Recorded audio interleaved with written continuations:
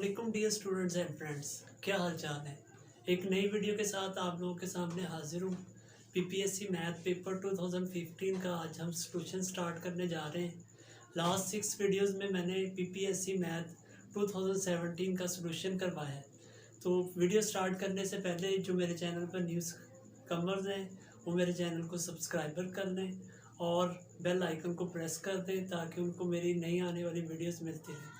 देखें question number 1, हमें integral -4 to 0 t d t over 60 - t² under root दिया गया है और हमने बताना है कि इन चारों ऑप्शन में से कौन सा इसका आंसर होगा। तो इसके लिए हम इसको सॉल्व कर लेते हैं। देखें सबसे पहले हम इसका इंटेग्रल फाइंड करने के लिए क्या करते हैं, इस टर्म को ऊपर ले आएंगे। 16 - t², इसकी पावर -1/2 हो जाएगी। अब हमने इस पर एक फार्मूला अप्लाई करना है। अंदर वाली रकम का आगे डेरिवेटिव अगर मौजूद हो, आप लोगों ने एक फार्मूला पढ़ा हुआ, मैं लिख देता हूँ। तो वो क्या होता है, f(x) की पावर n f' dx। तो हम क्या करते हैं, फिर पावर में एक का इजाफा करते हैं। पावर में एक का इजाफा होता है और उसी टर्म पे डिवाइड कर देते हैं। तो हम यही कंडीशन इधर बना रहे हैं। देखें अंदर वाली रकम का अगर डेरिवेटिव लिया जाए तो वो -2t बनेगा। तो हमारे पास देखें t मौजूद है, तो हमें सिर्फ -2 की ज़रूरत है। हम -2 के साथ मल्टीप्लाई और डिवाइड कर देते हैं। तो अब अंदर वाली रकम का आगे डेरिवेटिव मौजूद है, तो हम क्या कर सकते हैं, इसकी पावर में एक का इजाफा और उसी से डिवाइड कर लेते हैं। तो ये हमारे पास 1/2 बनेगा और नीचे भी 1/2 ही आएगा, जो इस 1/2 के साथ कैंसिल हो जाएगा। और इसके साथ लिमिट है हमारे पास 4 to 0। वो आप इसमें पुट कर दें। पहले हम 0 पुट कर देते हैं इसमें, तो हमारे पास देखिए आंसर 16 रह जाएगा। और फिर माइनस इसमें अगर 4 पुट करते हैं तो यहाँ पर 16, जो इसको 0 कर देगा। 16 का अंडर रूट अगर ले वो 4 आएगा और ये माइनस, इसको -4। देखें यहाँ पर हमारे पास यहाँ -4 मौजूद है, ये ट्रैक हमारा आंसर होगा। अच्छा, डाइवर्जेंट कब होता है ये भी समझ लें। अगर किसी भी इंटेग्रल का आंसर अनडिफाइंड आ रहा हो फिर हमारा डाइवर्जेंट होता है। अदरवाइज अब देखें हमारा एक डिफाइंड आंसर है और ऑप्शंस में मौजूद है, इसलिए हम इसको टिक करेंगे। क्वेश्चन नंबर 2 को हम डिस्कस कर लेते हैं। The period of function a cos ωt plus b sin ωt is. हमने इन चारों ऑप्शंस में इस फंक्शन का पीरियड बताना है। तो सबसे पहले तो आपको पीरियड के बारे में पता होना चाहिए। पीरियड क्या होता है, पीरियड एक क्या होता है, पॉजिटिव नंबर होता है जो किसी भी, और स्मॉलेस्ट पॉजिटिव नंबर होता है किसी भी एंगल में। अगर हम एक पॉजिटिव स्मॉलेस्ट नंबर को ऐड करते हैं और उस एंगल को कोई फ़र्क नहीं पड़ता, यानी वो ओरिजिनल एंगल ही हमारे पास आ जाए, तो उसका पीरियड होता है। तो आप लोगों ने तमाम ट्रिग्नोमेट्रिक फंक्शन के पीरियड्स फर्स्ट ईयर के 11 चैप्टर में पढ़े हुए हैं। मैं एक दफ़ा उनको आपको बता देता हूँ। उसको याद रखने का भी एक आसान तरीका बता देता हूँ कि sine, cos, tan, sine, cos, secant और कॉसिकेंट, ये चार जो ट्रिग्नोमेट्रिक फंक्शन है इनके पीरियड 2π होते हैं और tan और cot का पाई होता है। इस तरह आपको इजीली याद रह जाएगा। अब हमने इस फंक्शन का पीरियड देखना है। इनमें आप देख सकते हैं दोनों के जो एंगल है वो ωt ही है। अब मैं आप लोगों को एक ट्रिक बताने जा रहा हूँ। अगर आप इस ट्रिक को यूज़ करें तो हमें वो पूरा लेंथी प्रोसेस करने की ज़रूरत नहीं है, क्योंकि पीपीएससी के पेपरों में टाइम की शॉर्टेज होती है और 100 MCQs आपने करने हैं। तो अगर आप ट्रिक यूज़ करेंगे तो डायरेक्ट इसका आंसर निकाला जा सकता है। वो क्या है, आपने देखें जब भी किसी भी फंक्शन का, पहले तो देख लेना यहाँ साइन और कॉस है। साइन और कॉस का पीरियड क्या होता है, 2π, वो लिख लेना है। उसके बाद आपने ये देखना है इनके साथ, एंगल के साथ कोई चीज़ मल्टीप्लाई तो नहीं हो रही। अगर कोई भी चीज़, जैसे इसमें ओमेगा मल्टीप्लाई हो रहा है, तो अगर कोई चीज़ यहाँ मल्टीप्लाई हो रही है तो आप इसके पीरियड पर डिवाइड कर देंगे, और अगर इनके साथ डिवाइड हो रही हो तो मल्टीप्लाई। मैं आपको इसकी एग्जांपल दे देता हूँ। इसका पीरियड तो ये आ गया है, तो ये आप देख सकते हैं हमारे पास यहाँ मौजूद है। अगर फॉर एग्जांपल हमारे पास यहाँ होता sin 5t, अब देखिए साइन का पीरियड क्या होता है 2 पाई, और इसके साथ 5 मल्टीप्लाई हो रहा है तो वो यहाँ डिवाइड हो जाएगा, तो ये इसका पीरियड होगा। अगर फर्स्ट कर ले cos t/5, अगर एंगल के साथ कोई चीज़ डिवाइड हो रही है तो आपने पीरियड के साथ मल्टीप्लाई कर देनी है। अब देखें cos का पीरियड क्या होता है 2 पाई, और 5 अब इसमें डिवाइड हो रहा है तो इसके साथ आप क्या कर देंगे मल्टीप्लाई करेंगे, तो इसका पीरियड क्या बन जाएगा 10 पाई। इस तरह आप शॉर्ट ट्रिक की मदद से डायरेक्ट इसका आंसर निकाल सकते हैं। सिंपल, आपको कोई भी ट्रिग्नोमेट्रिक फंक्शन दे दिया जाए, पहले आप उसका पीरियड लिख लेंगे, फिर देख लेंगे एंगल के साथ कोई चीज़ अगर मल्टीप्लाई हो रही है तो वो डिवाइड कर दें, अगर डिवाइड हो रही है तो मल्टीप्लाई कर दें, और अगर एंगल के साथ कुछ भी नहीं है फिर आप सिंपल उसका वही पीरियड लिख देंगे। देखिए क्वेश्चन नंबर 3 में हमें एक वेक्टर ये दे दिया गया और कहा जा रहा है अगर ये इर्रोटेशनल है तो हमें ABC की वैल्यूज फाइंड करनी है और इनमें से बताना है कौन सी है। सबसे पहले तो आपको इर्रोटेशनल वेक्टर का पता होना चाहिए। इसकी हम डेफिनेशन पढ़ लेते हैं कि जब भी वेक्टर इर्रोटेशनल होता है तो उसके लिए याद रखिएगा जो वेक्टर का कर्व होता है वो ज़ीरो होता है। Curve of A is equal to zero होगा। अब कर्ल का मतलब क्या है, डेल क्रॉस ए, यानी ए के साथ इसकी अगर क्रॉस ली जाए वो ज़ीरो। अगर हमें यहाँ पे रोटेशनल कहा जाता तो फिर नॉट इक्वल टू ज़ीरो लेना था। तो आप देखें जो इर्रोटेशनल का मतलब है कि इनकी जो रोटेशन है वो रोटेट करता हुआ तो वो घूम रहा होगा ना, तो अभी ये इस तरह की कोई इर्रोटेशनल है। तो अगर रोटेशनल होता तो फिर आप इसकी शेप कुछ इस तरह से देखते। तो इर्रोटेशनल के लिए अब हम क्या करेंगे, इसका कर्ल लेंगे और उसको ज़ीरो के इक्वल रख के हम ABC की वैल्यूज इजीली फाइंड कर सकते हैं। अब हम एक क्रॉस दो वेक्टर्स की पता है कैसे हम फाइंड करते हैं। सबसे पहले हम लिखते हैं I, J एंड K, और फिर क्या होते हैं कर्ल के components partial over partial x, partial over partial y और पार्शियल ओवर पार्शियल z।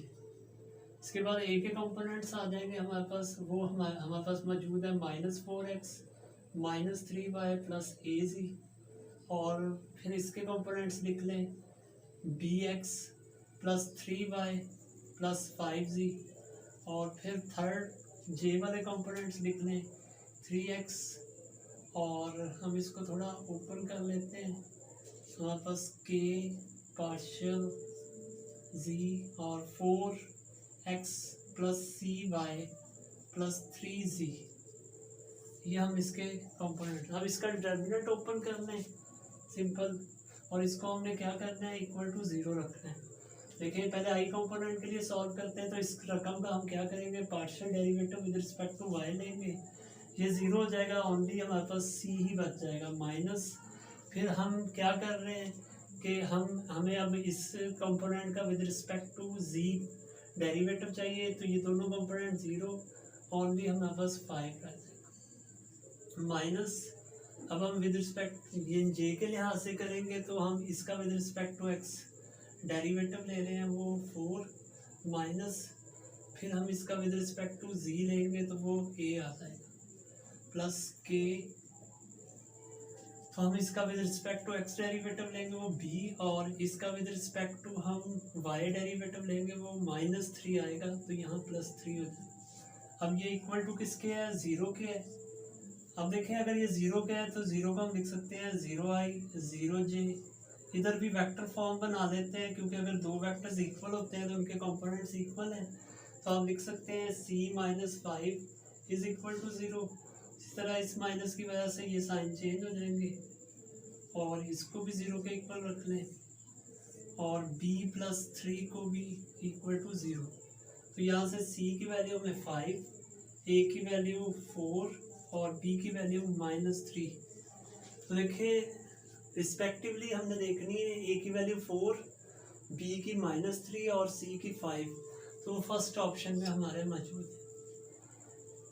तो इसी तरह ये वाला जो क्वेश्चन है ये आपका फ्लूइड मैकेनिक्स में से पूछा गया। इसी तरह नेक्स्ट क्वेश्चन भी देखिए फ्लूइड मैकेनिक्स में से ही आ रहा है कि हमें एक v वेक्टर दे दिया गया है और कहा है सोलेनोइडल है अगर ये वेक्टर, तो फिर हमें ये बताना है कि a की वैल्यू क्या होगी।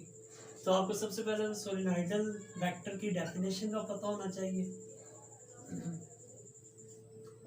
सोलेनॉइडल वेक्टर जो होता है उसमें क्या होता है, divergence of v is equal to 0 होता है। और इसकी कुछ शेप इस तरह की होती हैं, सोलेनॉइडल वेक्टर्स इस तरह मूव कर रहे होते हैं। तो डाइवर्जेंस का मतलब क्या होता है कि हमने जो वेक्टर दिया है उसकी डेल के साथ डॉट इसको इक्वल टू 0 रख लेना है। तो अब हम डेल की और v की डॉट लेंगे, यानी फर्स्ट कंपोनेंट की का derivative with respect to x लेंगे,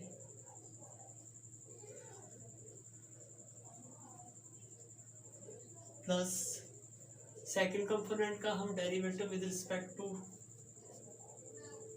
y लेंगे,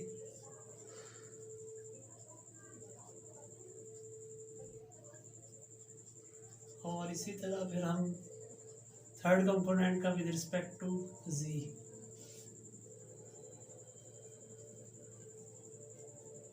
ये हमने कैसे लिया है आपको पता है, डेल की जो वैल्यू होती है वो मैं लिख भी देता हूँ।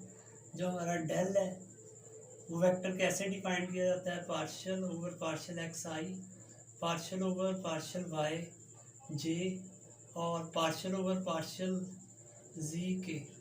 यानी हमने इन दोनों वेक्टर्स की डॉट ली है, जिसमें आई कंपोनेंट को आई के साथ, जे को जे के साथ और के को के के साथ। इसमें आई जे के क्या कहाँ चले गए हैं, तो आपने ये रूल पढ़ा हुआ है कि अगर एक जैसे वेक्टर्स हैं, यूनिट वेक्टर्स हैं, इनकी डॉट प्रोडक्ट क्या होती है, वो 1 होती है।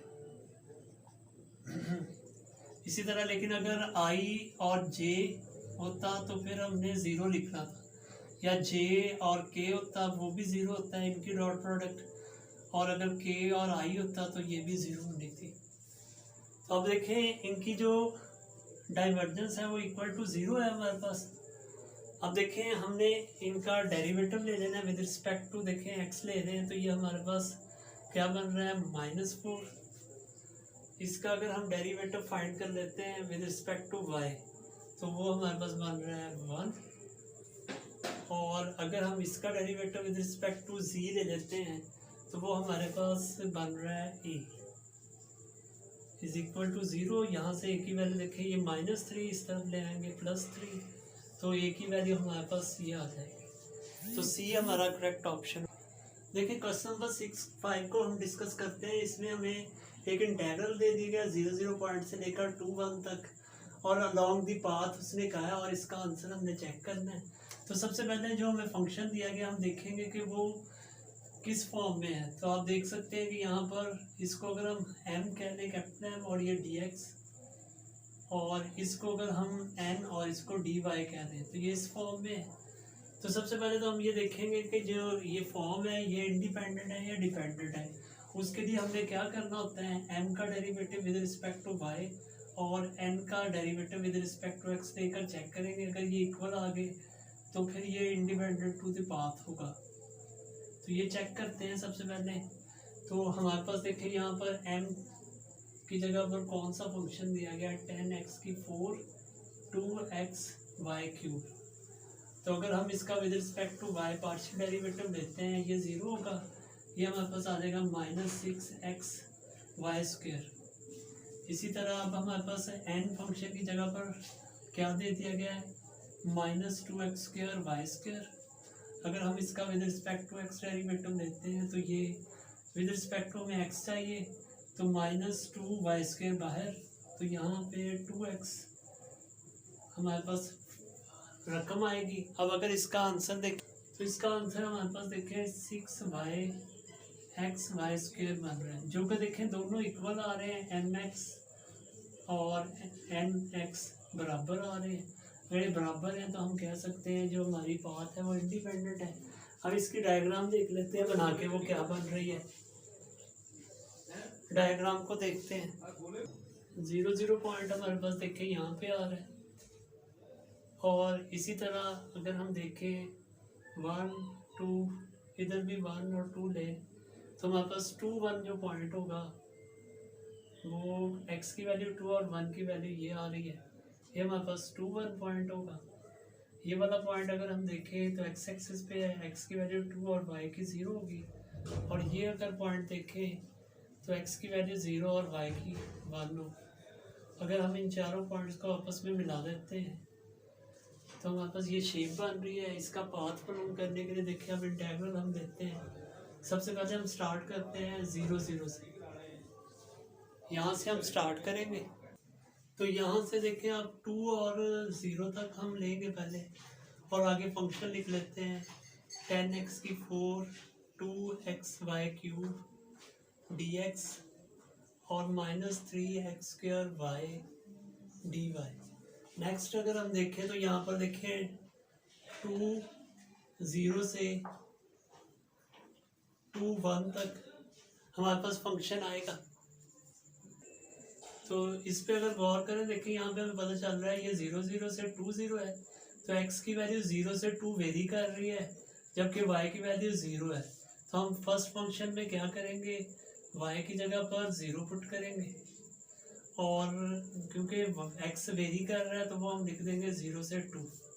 अब देखिए पूरी रकम में जहाँ जहाँ y है वहाँ पर हम y की जगह 0 पुट कर देते हैं, तो ये रकम भी 0 हो जाएगी और ये रकम भी 0 हो जाएगी। ओनली हमारे पास ये फर्स्ट टर्म बच जाएगी।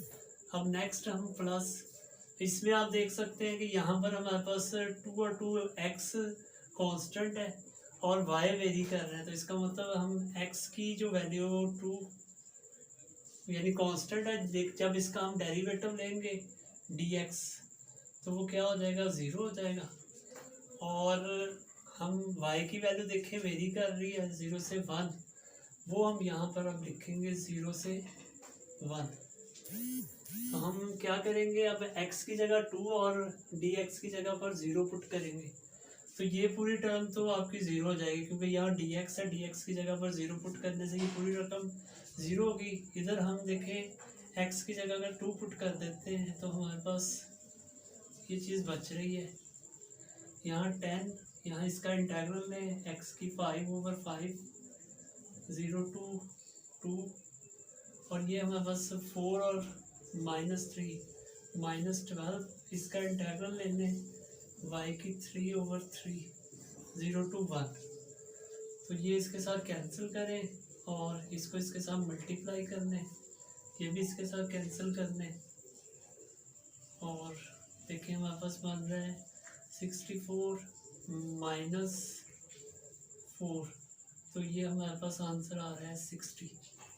वो आप देख सकते हैं हमारे पास बी ऑप्शन ही करेक्ट ऑप्शन होगा। देखिए क्वेश्चन नंबर 6 को डिस्कस करते हैं। If S is a close surface and V is a volume enclose by S, then हमें डबल इंटीग्रल R और N की डॉट ds पूछा गया किसके इक्वल होगा। तो यहाँ पे देखें जब भी हमने सरफेस एरिया को वॉल्यूम एरिया में चेंज करना होता है तो हम डाइवर्जेंस थ्योरम का इस्तेमाल करते हैं, वो लिख लेते हैं। ये हमने वेक्टर एनालिसिस MSc के पेपर में पढ़ा हुआ है।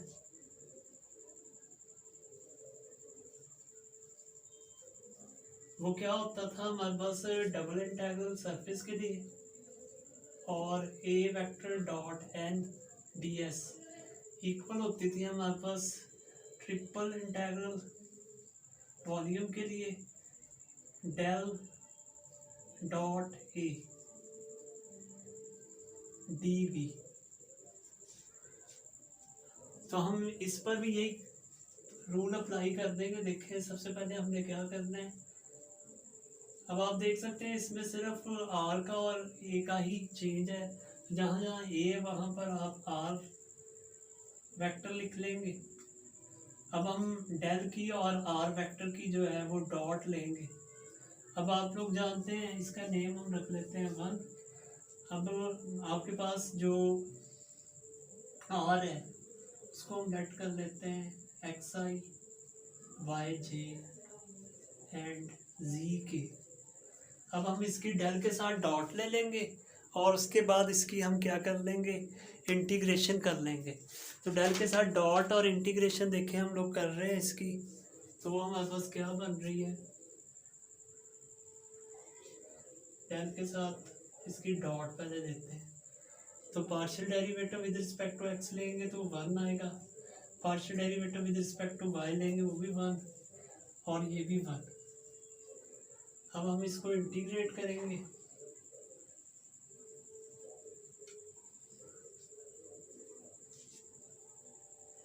देखिए 3 कांस्टेंट है, बाहर आएगा। अगर हम इसका triple integral with respect to v ले लें तो वो हमारे पास ये 3 भी आ जाएगा। तो ये वाला हमारा करेक्ट ऑप्शन होगा। क्वेश्चन नंबर 7 को डिस्कस करते हैं। इसमें कह रहा है सेंट्रीफ्यूगल एक्सेलरेशन इज दिस। हमें इसमें से बताना, तो आप सिंपल इसमें सेंट्रीफ्यूगल एक्सेलरेशन की डेफिनेशन को फॉलो करेंगे।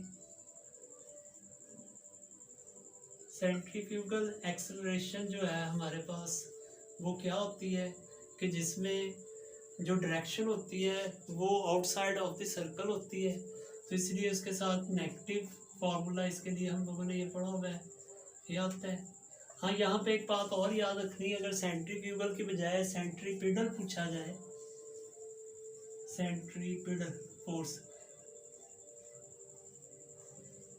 वो क्या होती है, एक्सेलरेशन सेंटर की तरफ होती है और ये सेंटर से अपोजिट होती है। जब अपोजिट होगी साथ नेगेटिव आता है, लेकिन जब हमारी सेंटर की तरफ होगी तो फिर हम यहाँ पे पॉजिटिव साइन यूज़ करेंगे। तो इसलिए देखें यहाँ पर जो अब करेक्ट ऑप्शन है हमारा ये होगा। लेकिन इसी क्वेश्चन में अगर सेंट्रीपिटल फोर्स पूछी जाती तो फिर हमारा करेक्ट ऑप्शन ये होना था।